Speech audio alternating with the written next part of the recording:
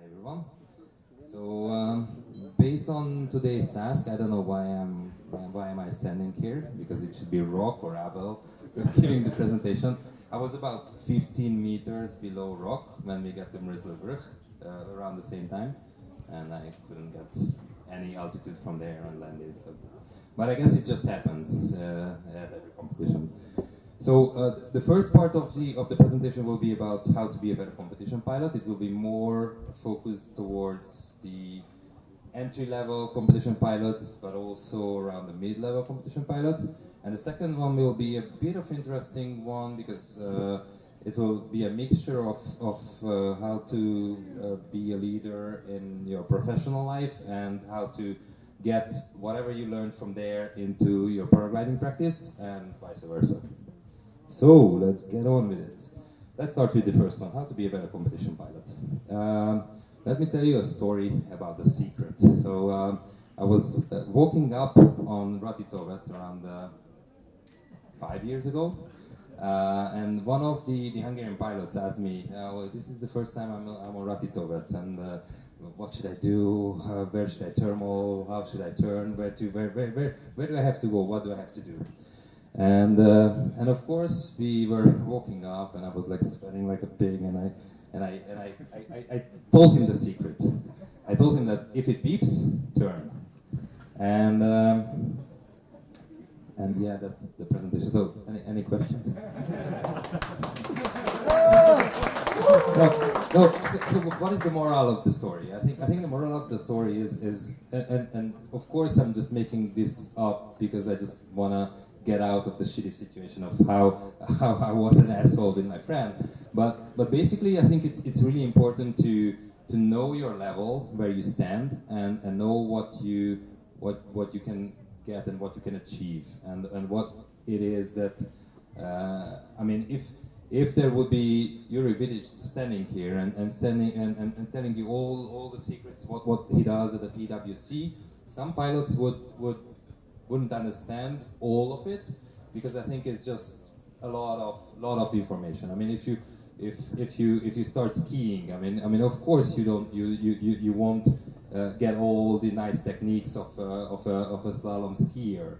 I think at first you do the A standing, and then so there is always a bit of an advancement. So maybe my friend needed to learn at that time that, yeah, whenever it beeps, he needs to turn. But yeah, let's go get on with the serious part. So I try to go with how you prepare for a comp, and how you go with as the comp advances, and what should be, or what do I do to prepare for a competition. So I think before a competition, I think at home you need to make sure that you start preparing mentally. You start preparing your gear. It is really important to be comfortable with your gear, comfortable with your glider, comfortable with your harness. Also with the gadgets. I mean, if you get a new gadget, you need to make sure that you're familiar with the setting and all the how it tells you where to go, what to do, how you can advance it to the next turn points. If it freezes, what you have to do, which is quite common nowadays with some of the instruments. Also, it is really important to know the area. I think yesterday the presentation that was given was also talking about how you need to, or you should download certain tracks from the area, and there are a lot of thermal maps and also cross-country flights that you can learn from. And I mean, if you have the time, and if you can download those tracks, I think it's really important to see, okay, where do they stop, and where do they stop before they cross a certain valley? Where do they thermal? Where do they get the strongest thermal? In different wind directions as well. So there is a wealth of experience out there on the internet, and I think if you use them well, I think you can learn quite a lot. And of course, it is important to look at the weather, and yeah, I mean, we usually say, or we usually call each other amongst the Hungarian pilots, like, okay, what do you think of the weather of the competition? And I always say, yeah, I mean, we go anyway. I mean, we're not gonna wait a few more days and then maybe not go. Of course, you have to go, but it's important that you start preparing mentally as well, but also practically of, okay, it's going to be southwesterly, so probably the test will be like this or this area, so it's quite useful as well, because it's not going to surprise you when you get to the competition. And yeah, I already mentioned the tracks that you can use there. So before the competition, when you get to the area, it is really important to register, because then you can get a lot of information that like what area, what turn points they will use. You can look at the map where they will go or where you can go. You can also check the weather there, and they will also tell you the weather. So I mean, you can always. I mean, I think Gaspar gets tired of all these questions, but every time when somebody goes in and registers, like, Gaspar, what do you think of the weather? Like 10 out of 10, the pilots ask this, like every start of the competition, 9 out of 10. Yeah, So yeah. the usual question is the weather. Yeah, true. Also important, the schedule. In some competitions you have like an early transport to takeoff or a late transport to takeoff. You can, and it's usually alternating. So I think it's also important to think of it. Okay, on the first day, usually the first day is very critical, because after that you get to the routine. So you have to make sure that on the first day you're all prepared and your gear is ready, and it's better to get to the takeoff earlier on the first day than on the other ones. And what I also do is I also check the list of the pilots. So I try to rank myself. I try to make sure that, okay, I would be happy with, let's say, top 30. I would be really happy in top 10, top 5. Wow, so it's good for you to kind of put yourself on a map or on a rank on where you want to, or what you want to achieve at the end of the competition. And also, while you're doing this, I think it's important to know the pilots that you will be competing with. So let's say, okay, these top 10, okay, I will try to follow, but yeah, they're out of my league. The next 10, yeah, I will compete, and so it's better to know them by face as well, and if you can remember the gliders, even better. So, going to the takeoff, that's what I mentioned. So I hate waiting at airports, so I usually go at the last time to the airport, and yeah, Gaspar can tell you this as well, that I usually go to the last transport as well. But I would probably recommend against it, because it helps you to get into the competition mode mentally as well.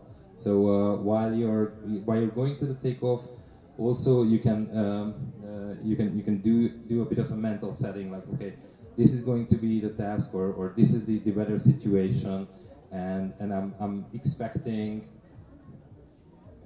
that what will happen when I get to the takeoff, but also while I'm in the transport van, I'm also looking at the weather. I'm also looking at if there are any cumulus clouds, how it is improving, if it is changing, what is happening, and the biology part. Yeah, of course. So what I usually do is, there are a lot of methods with the P situation, but what I usually do is, on the way up, I drink around 1 liter, 1.5 liters of water, and then on the takeoff I go around 3 or 4 times the P, and then I don't have to worry about that. But there are a lot of other tricks as well. But I think it's very important that you already prepare yourself, not just mentally but also physically, for the competition. And yeah, the mental setting. Yeah, you need to get into the competition mode. I'm going up to the takeoff. You don't need to stress yourself out that much, but I think it's important that you're that you're going up to the takeoff, and it's not just going to be a normal, regular cross-country fight. It's going to be something. It's going to be something that, yeah, I'm gonna kick some butt, or I'm gonna show it to my friends, or my girlfriend or boyfriend is watching at home, so I need to be super duper on this day. At the takeoff and the briefing. Before the briefing, I recommend you to prepare your gear. It's really bad for the gear to leave it out in the sun, but yeah, try to cover it. But it is important that it's all set up, because sometimes we're really rushing it, and after the briefing, you need to you only have like 20 minutes to get in the air. And after the briefing, the guys who already prepared their gliders, who already prepared their kit, they're already there, and they will be in the line. They will be there, and then you have to wait for them to take off. So it's always better for yourself to be already ready. At the briefing, they usually tell you about the weather. It's again important to listen to nearly all the weather information, but I think what is really important is how they think the situation might change, because I mean we play in the same weather conditions, but the way it changes, I think you need to be prepared for it. So if they say there will be a high level cloud coming in, then you will be expecting that, and you're already preparing yourself mentally to like, okay, while you're flying, and even it's hard while you're competing to look at the weather and notice the changes. But while you're on the takeoff, or while there is a briefing going on, you can think of it, and you can prepare yourself mentally that like, okay, they said that there will be a high level cloud coming in. I'm going to be expecting it, and then when it's coming in, it will be easier to notice. What I also do is I look at the legs, the different distances between certain turn points, and then because it's always a bit of a cooperation in the gaggle, because the gaggle is always the fastest.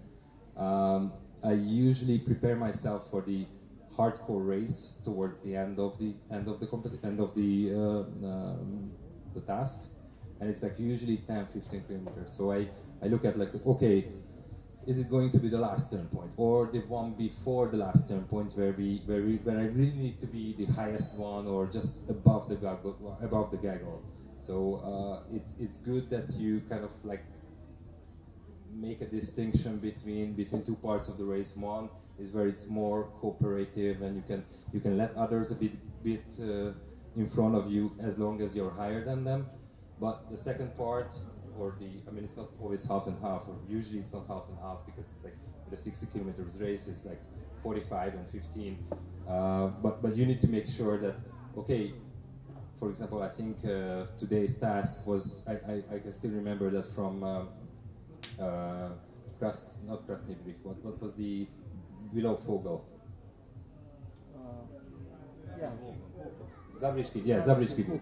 So from Zabriskie Krug, I know that there was like around 10 kilometers out, and then 11 kilometers back. Because I checked it, and I knew that, okay, either I'm going to be racing around that 21 kilometers. I knew that I wasn't there, but I knew that if I would have been there, I would have like made sure that on Zabriskie Krug I would have been the highest one. Also, it is important with the legs that there are some certain decision factors. So today, I think I made Krön around the first or the second, but I thermaled up, and I kind of let others go a bit in front of me, because I didn't want to take the decision when we made that turn point above Socha, and then I didn't want to take that decision to go to Mrzlivir or to Planica. And then when everybody went to Mrzlivir, I was like, okay, let's go. Thanks, everyone. Thank you. Yeah, can I ask you, what altitude you were when you left the Kern? It was above 2,000? Yeah, I was on cloud, close to cloud base. So it would be better just go back to Kern, basically, for you. Yeah, yeah. Yeah, we usually say that like after the fact, it's really Yeah, easy to be smart. So yeah, and other thing is which is really important on the takeoff is to check the gear of others. When you start getting the questions, okay, hey Balazs, what wing do you fly? It's not a nice. It's not like, oh, how are you doing? Like, I like a shoe or something. No, they ask this because they want to know and they want to be familiar with you in the air as well. Because I think a good competition pilot knows everyone and knows who is flying that one, who is the pushy pilot, who is the more conservative pilot, and uses these pilots to their own advantage. So I think it's really important to, and especially in this competition when a lot of pilots who fly END and CCC gliders, they switched. Of course, you know them because you know how they sit in their harness, or their harness is the same, but still the glider is a bit different. So I think it's quite important there. And mental setting as well. So what I usually do is I try to find a little bit of calm place. No kumbaya there, but I think it's important to kind of visualize yourself on how you will do the task, and of course it doesn't necessarily have to be like that, but I think it's quite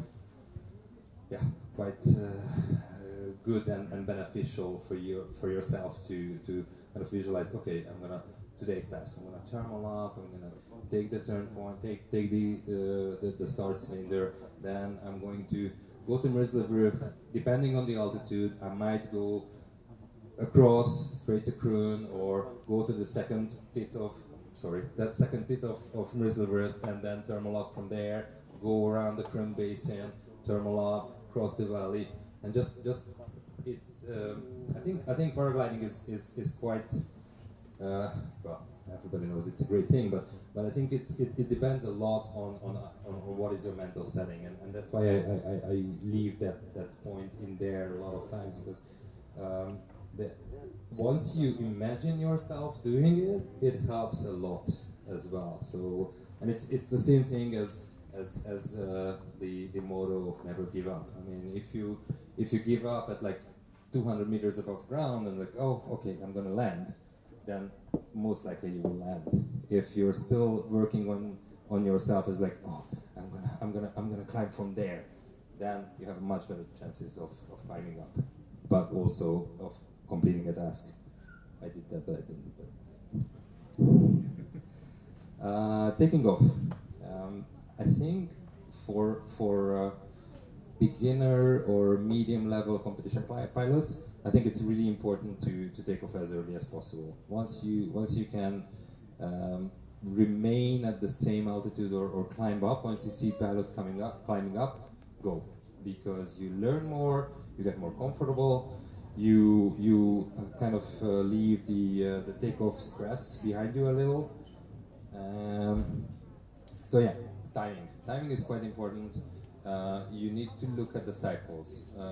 Usually Kubala works really nice. I mean you can take off, and there are not like shade or cycles that are working, not working, but there are some takeoffs where you really need to look at all the signs, if the bushes are moving down, or if the flyers are moving. So I mean, whenever you see pilots climbing up, whenever you see the cycle is coming, whenever you see a thermal cycle is coming, then go for it. Yeah, also look at other pilots. Look at, I mean, especially towards the end of the competition, you already know like a few pilots who you're going to be competing with, or who are like 10 pilots ahead of you. Don't think of the other ones who are behind you. I mean, they will look at you, but you try to look forward. Try to look at the pilots ahead of you, and try to take off with them. Try to see what they are doing, and I'm not saying that you need to blindly follow them, but just see what they are doing, and yeah, if they are doing something good, follow them. If not, then not. And the mental setting as well, again, very important. So once you see pilots climbing up, once you're taking off, you should be going as like, okay, I'm in racing mode, I'm going to climb up, and then I will have 10, 30, 40 minutes on cloud bodies waiting, but I will make sure that I will get to the best position before the clock ticks 0. And yeah, the salt and pepper song, let's go, oh, push it. So once the gate opens, you need to push it good, and you need to push it real good. So, but what is it? So I think it's, again, you need to make sure that you don't, you're not winning the race in the first 10 kilometers. So whenever you're, I heard this from a lot of pilots. They're like, oh, I was there with you on the before the gate opened, and then I was like pushing, and then I landed. Yeah, I mean sometimes, of course, it's always a gaggle flying game. So basically and with the time-based scoring it's a bit different. With the discard is a bit different, but of course you're not, your aim shouldn't be to make the task as fast as possible. Your aim should be to be 1 second or a few minutes before the second pilot, or before your competition, or wherever your level are. But it's not that you're winning the race in the first 10 kilometers or 15 kilometers. And I hear it from a lot of pilots, and of course I'm also explaining. Yeah, I was in the first on Krun. Did I get any points for it? No. So it doesn't matter. It really doesn't matter. It matters when you cross the finish line. So whenever I screw up something and I see pilots above me or in front of me, I always look at the distance to goal, and it says, oh, 52 kilometers to goal. I mean, like, yeah, anything can happen in there.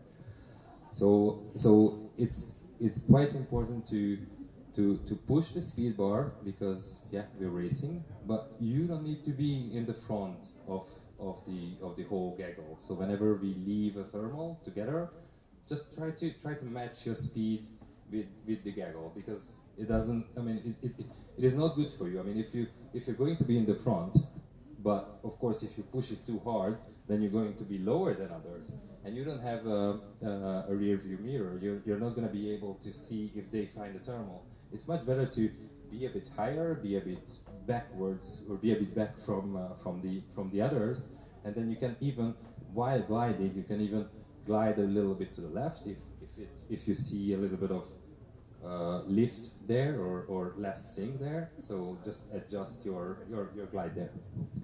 And again, mental setting. I think it's really important. I should have written it to all the slides here, because again, while you're visualizing of how you're going to do the task, and while you're rationalizing your decisions, it's quite important to see yourself there and see yourself in control. I once saw, everybody knows Pál Takács, and on his instrument there were two words on his vario, and one was control and the other one was goal, I think, yeah. So he told me that he does this, like whenever he's in a good position, he focuses on control. He needs to be in control of the gaggle, which means a bit higher, maybe a bit behind, but higher than the gaggle. But whenever he's low and scratching the surface, then he needs to switch to a different gear, and he just needs to focus on get to goal, because that's important.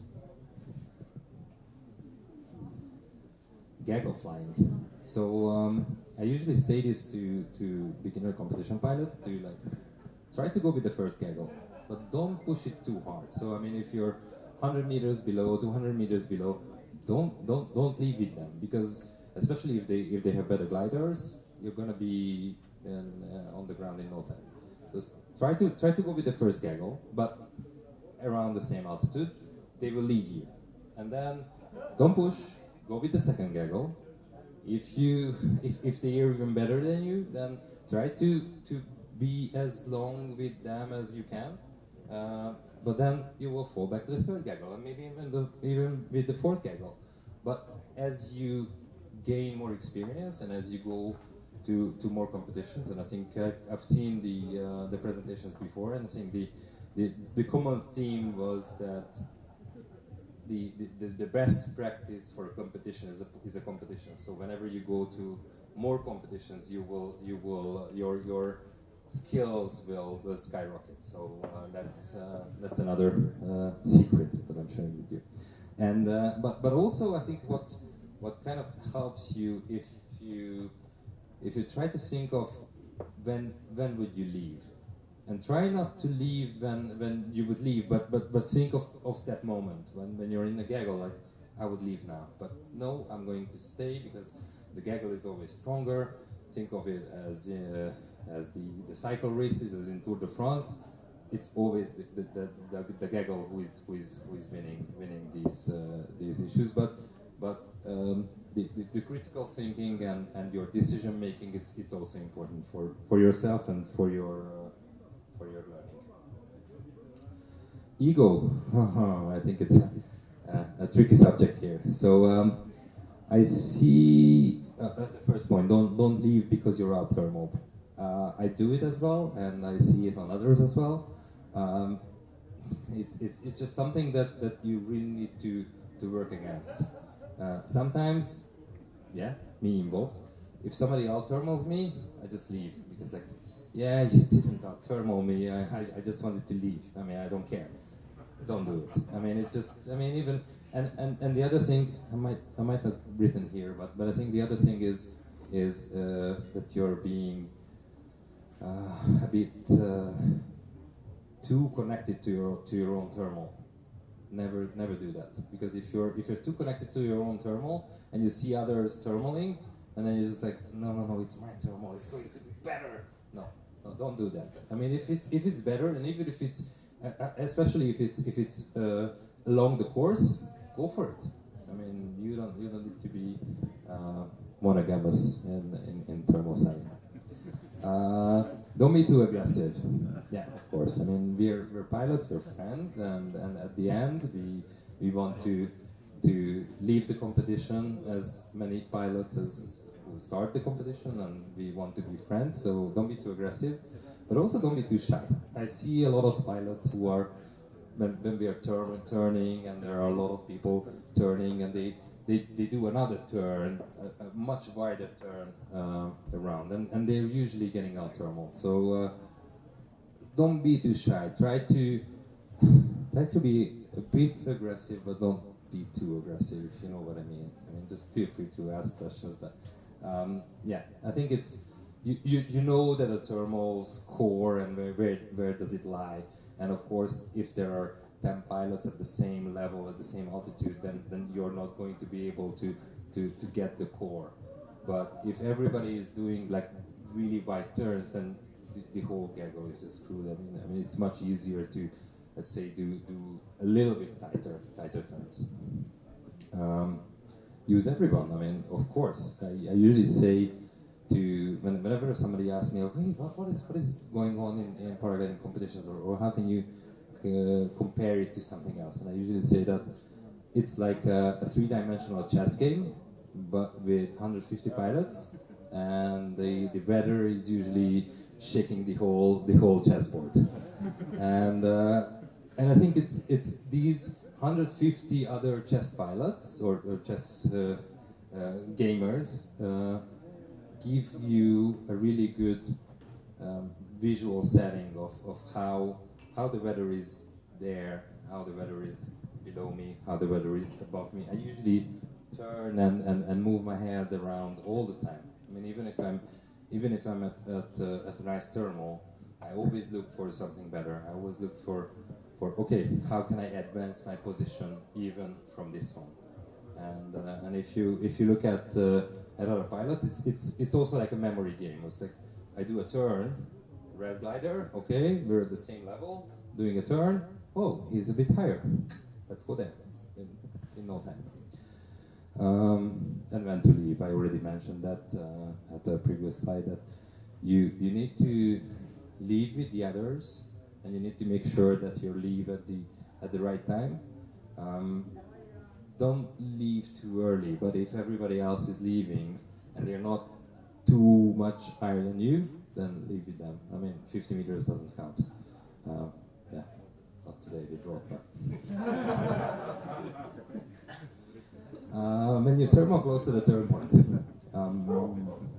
usually, I mean, most of you know that if you're drifting away from the terminal, then it's much better to make the turn point, then get to the terminal, and then you can drift away. And if you drift towards, then you leave yourself drifting, and then you will make the turn point and then go away. But there are other factors as well, of course. It depends on how what is your height, how stable is the terminal, because sometimes what I do is that I get into the terminal, and then I try to find the core, and then when others found it, then I go to the turn point, and then I come back, because then I will know that, okay, the terminal is there, they will be there. Some pilots will do the same, but there will be some pilots pointing me towards the core, because that's what's taking a lot of time in competition and in cross-country flying as well. That like you find the terminal, but if you're alone, then you need some time to get to the core. But if there are more pilots there, then you can get to the core easier. And yeah, how many pilots are there? So as long as there are 10, 15 pilots, then you can do the transition, go to the turn point, come back much easier, because there will be some visual signs, and even the more pilots, of course, the better, because then they will show you much better, and then you can come back. While you're coming back, you can see what is going on in the air, and you can see where is the strongest core. But it also depends on the height. I mean, if you're really low, then forget about the turn points. Then you're, as Balazs said, then you're in goal mode. You need to survive, and then you need to circle up. Yeah, one more thing. I think it's also important when you're not going there and on the same route back. Then what I also do is that while I'm flying towards the turn point, even like 5 kilometers away from it, I kind of visualize, okay, I need to go there, and then my route from there will be on that line, kind of. And I try to imagine myself, or just like see myself, okay, if I coming back on that direction, cloud there, okay, cool. So sometimes I'm not touching a turn point at the optimum point. Sometimes I'm looking at, or moving a bit to the left, to the right, just to make sure that on the next leg, I will be below that cloud, or I will be closer to the Mrizzle River, which is always working. No. Sorry, I try not to make any more jokes on that. Goal. I think for a beginner competition pilot, I think it's important to make goal. That's the first and foremost, to try to get round the turn points and then get to goal. Doesn't matter about the time. So once you get to goal, and once you kind of build yourself up, and once you made goal first, second, third time, then you try to make goal faster. So then you try to leave the terminals earlier. You're not terminaling to cloud base. You leave it a bit before, or you go with the gaggles, and then you will make go faster. But what will happen? Because you risk, then of course you will bomb out on some occasions. So I think it's always like a bit of a learning curve, or learning sinus, where you're like, okay, you're making goals, and then you're trying to make it faster, and then you bomb out too much, and then you're making goals again, and I think once this amplitude is getting a little bit smaller, then that's how you advance, and that's how you get to a better level. And of course, you risk sometimes, and that's why it's really important to know the FTV or the discard. I think it's quite good to know. Okay, if I have a discard, then I can risk a bit more, and that's. Although there are different views amongst the pilots. Some pilots really like the discard, some pilots really don't.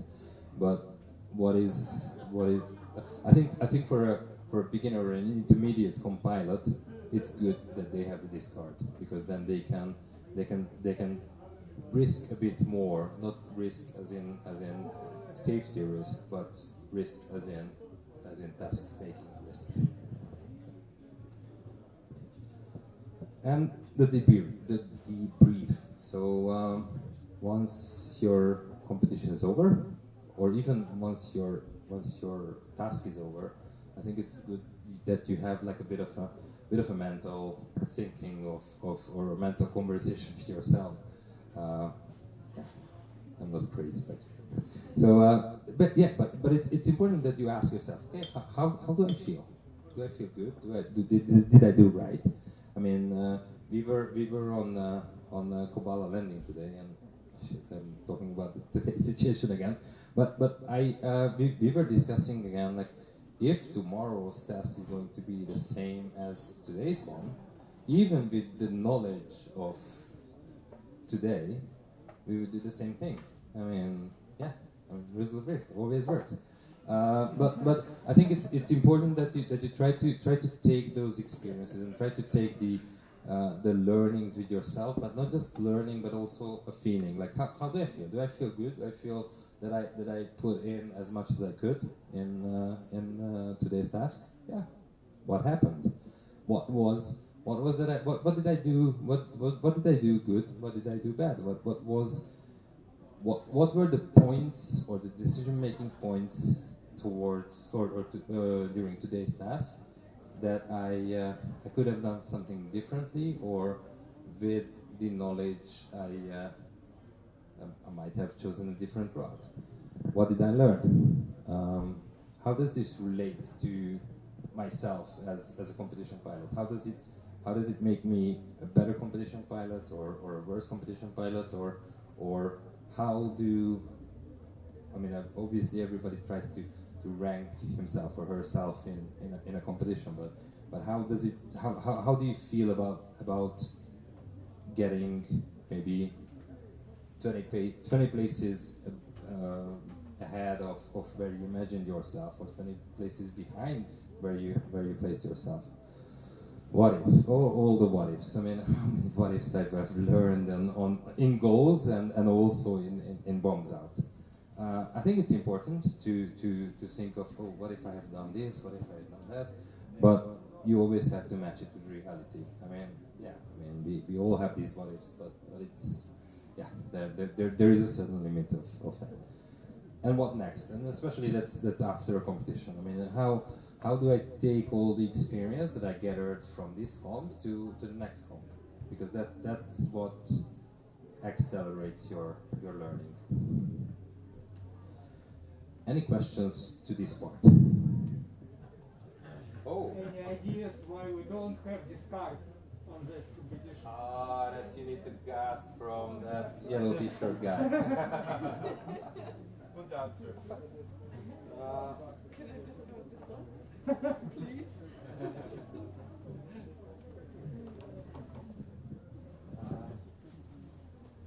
Yeah, like Bala said before, it's always a decision to make discards or not, Some pilots like the discards, some pilots don't like. 10 years ago or something, most of the competitions, all of the competitions were out of discards. Actually, those discard system was introduced 10, 15 years ago or something.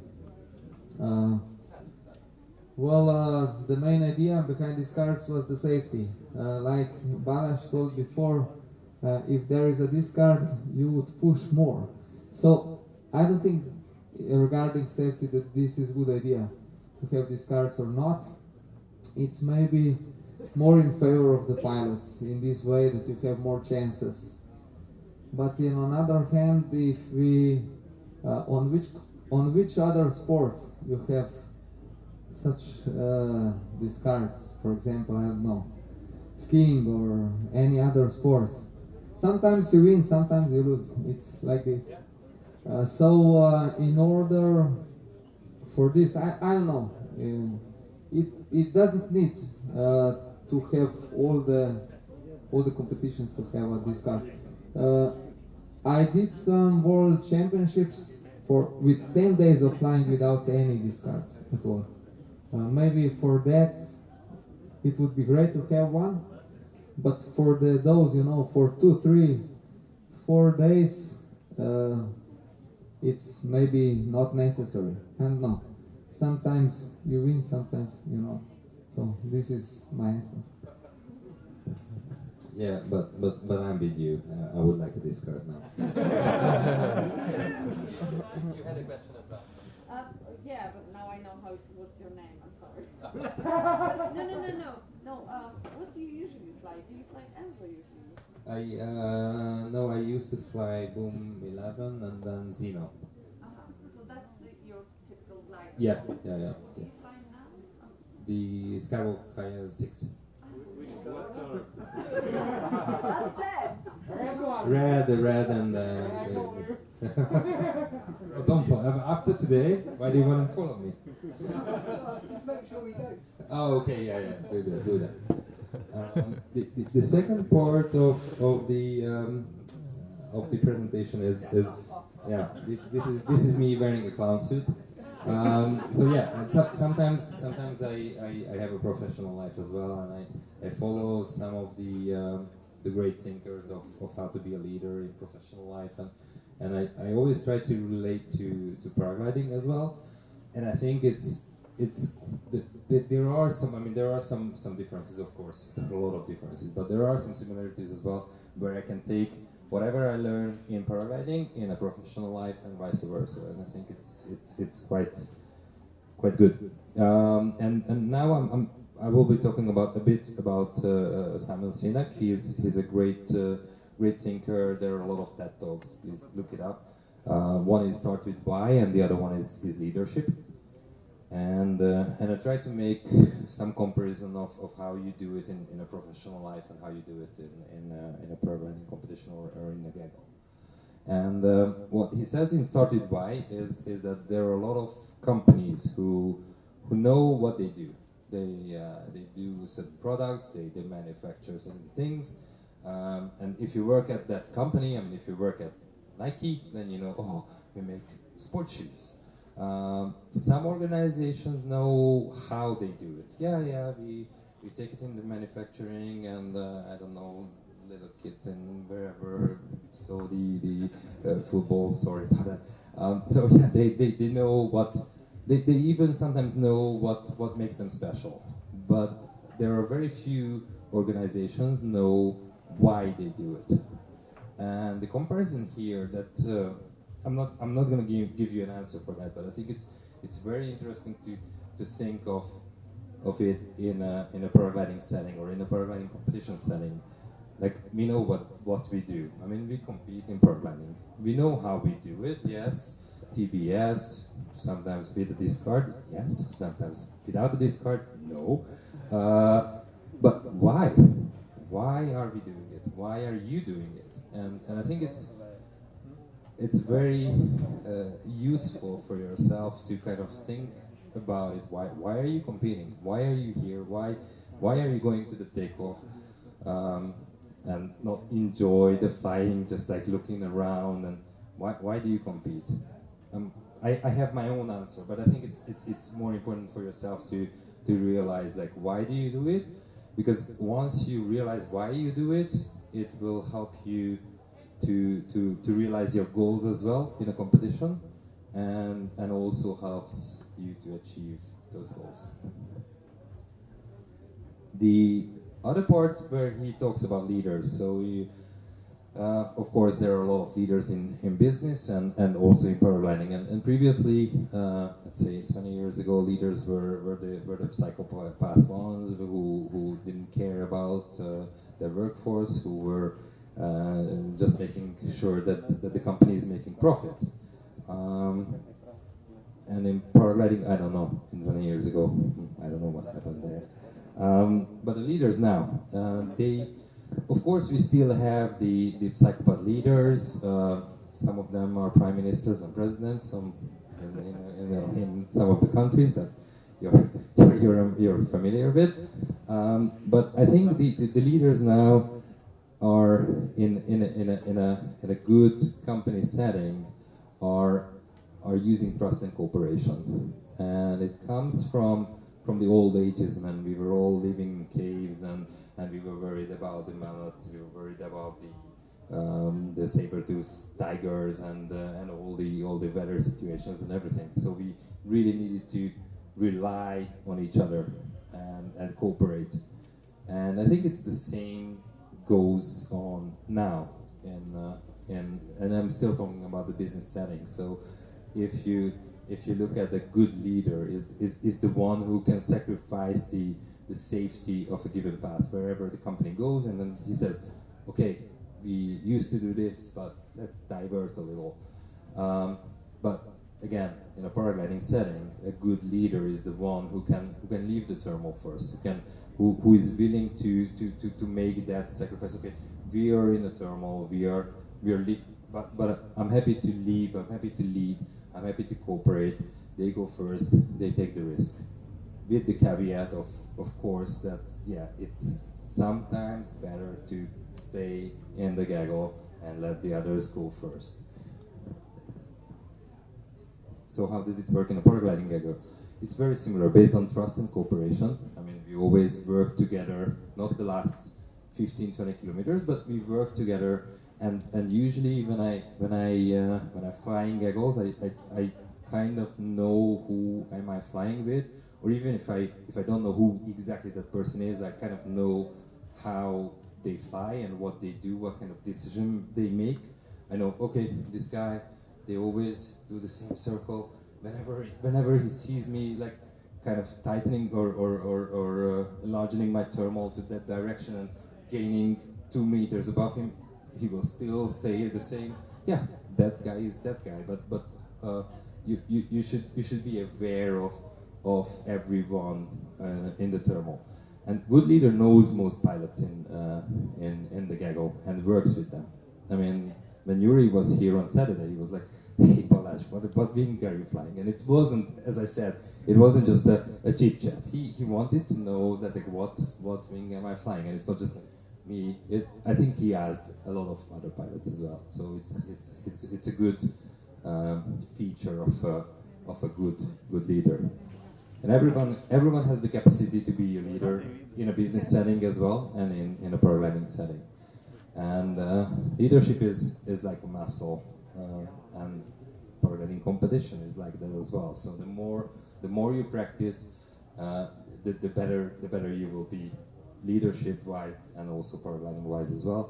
And leaders are not responsible for the job, again, business setting, but for the people. But I think it's also the same thing. Same goes for paragliding as well. So once you're working with the gaggle, you're always cooperating. Of course, you're a bit like sometimes being a bit too aggressive, but yeah, just say no, I'm sorry. And that's what I try to do as well. So in a nutshell, how to lead: be nice and work with others. So that was it. If you have any questions, shoot. Everybody knows everything. Oh, did you ask me? No? Okay, cool. Thanks very much. Oh, sorry. No. Yeah, what do you use from the paragliding? Like, what do you transfer from paragliding, flying the competition, to your job? Stop yourself from doing stuff? I think I take more risks.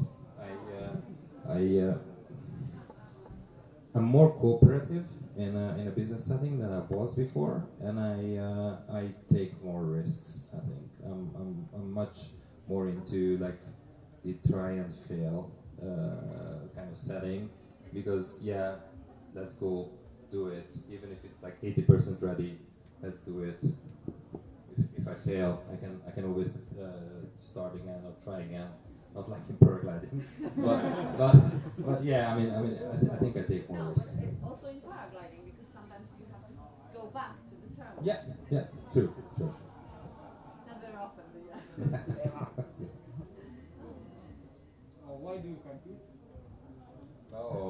That's the title of my next presentation, next serial competition. No, of course, I think everybody competes because they want to measure themselves, they want to be better at something, and they want to achieve something which was not achievable before the competition or three competitions before. So you always get better, and of course, I mean, it's always a bit of a measurement, so you kind of rank yourself, and it's not just to be better than others, but also to do better yourself.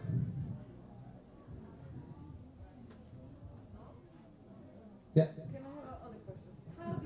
How do you deal with the failure? Like today? You see me, like, yeah, I mean, shit happens. That's the thing. Shit happens, really. If there are too many shit happens, I mean, I think I have had bad seasons, not just bad competitions. So I mean, I've had like a year when I was always screwing up, never finished my triangles, just like 5 kilometers out and something. It happens, and you just have to get over it, and hopefully you won't lose your passion towards paragliding. Yay! Okay. Thanks so much.